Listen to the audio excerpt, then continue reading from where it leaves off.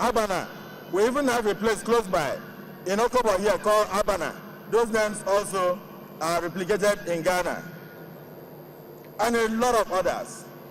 Today, given what you have seen, I believe you can pardon our ancestors for leaving you in Ghana and coming down to Akwa Ibom State.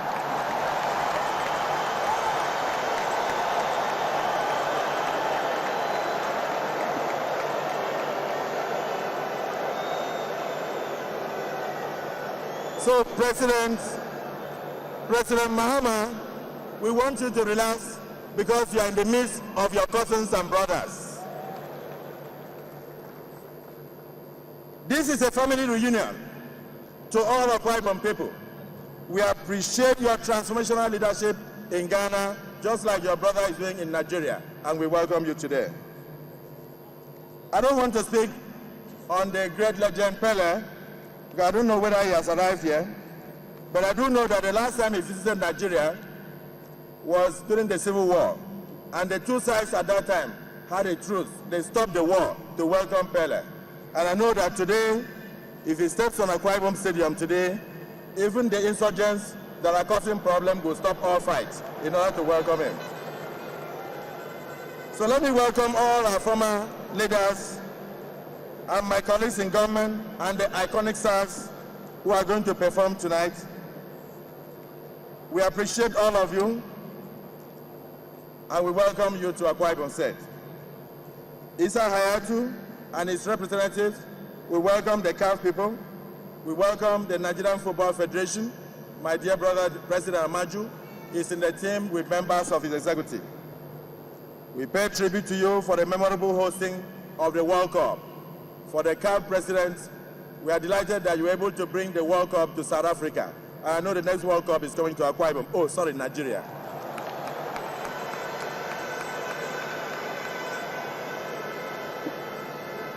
So, distinguished ladies and gentlemen, when Akwa Ibom State was created 27 years ago, our forefathers named it the Land of Promise. In naming it, they took cognizance that it was in this land that the first demand for state creation was made in Nigeria in 1958. Even though we were denied state creation about 2 times, but our faith never went. And in 1987, our hope was realized. And that for us was a momentous occasion. We showed clearly that when there is hope, that faith never fails and hope never disappoints. From that epochal date in 1987, the baton of that promise had passed from generation to generation and from one administration to the other. But few Akwa Ibom people felt the impact of that promise. Fewer still even touched the button of that promise, while some never knew or even cared about the word promise, promised land. They only heard the word of promise, but never tasted the fruits of that promise. But deep down in my heart, I believe that the promises which define our state as the land of promise could become the inheritance of every household, the property of every man and every woman, and the hope of every child that is born in this blessed state. So in 2007, I proposed to the good people of Akwa Ibom State that it was time to cut a new covenant with that promise and discuss with God and call God as our anchor and let God's will be done in our state. The response was overwhelming. Tens of thousands of our people came out unflinching support from the primaries in the election with the PDP, which was very rigorous and hectic. Some of you spent 5 days on the street. And what were you saying? You said you want God's will to be done. At the end of the exercise, we won by the margin of faith in a contentious field of over 57 aspirants, where even at that time, your governor standing here was considered an underdog. We confounded the bookmakers because the world creates a space for the man who knows his way.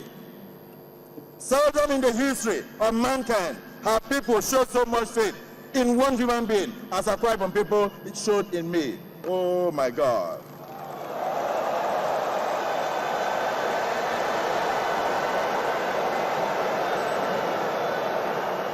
In fact, I had to remind myself each second after the swearing in that to whom much is given, much is expected. Today I can proudly say that I have discharged my duties to the best of my ability. Our children now have free and compulsory education.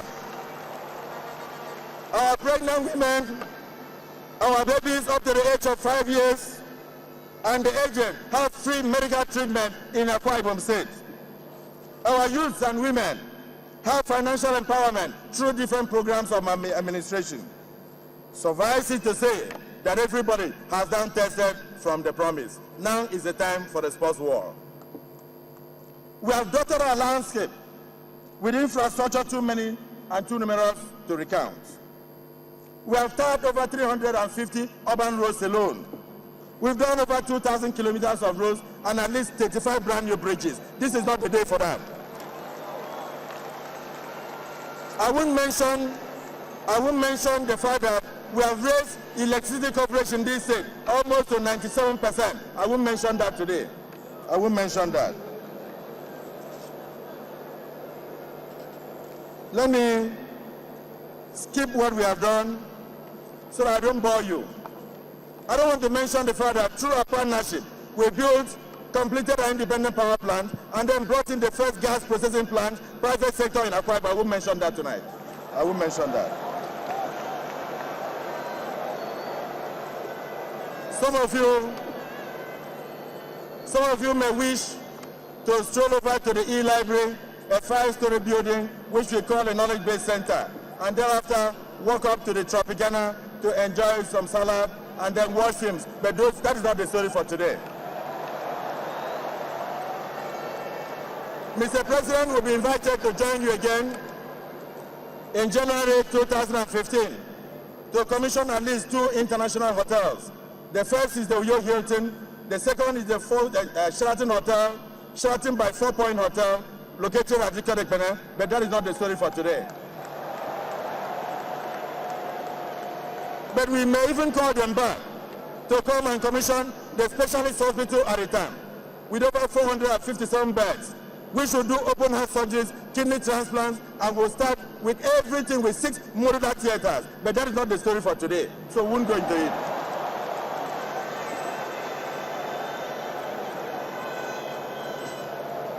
In effect, in the last 7 years working together, we have brought about transformation, which has come to be dubbed as uncommon transformation. Today we have come to cap this uncommon transformation with a gift to our nation and to Africa, with a gift to the sporting world. This stadium, which we have named the Nest of Champions, which is like an hatchery that will hatch a lot of champions in future. This stadium, it sits on 36.3 hectares of land in the heart of Uyo capital city. It can seat over 30,000 spectators. It has state-of-the-art facilities built in line with global best practices. The best architectural masterpiece of a stadium you can find anywhere in the world. It has the highest standard in terms of comfort. It has the highest standard in terms of meeting FIFA regulations. But why did we build the stadium? Because the global sports industry is one of the fastest growing industries in the world today. It is 7 times bigger than the film industry and 4 times bigger than the automobile industry. The anticipated global sports industry, the growth for 2015, is estimated at $145.3 billion. Akwa Ibom said wants a piece of that action. I'll give you just a few examples and I'll round up. The boxer, Floyd Mayweather, he earned about $400 million in his 10-year boxing career, $400 million US.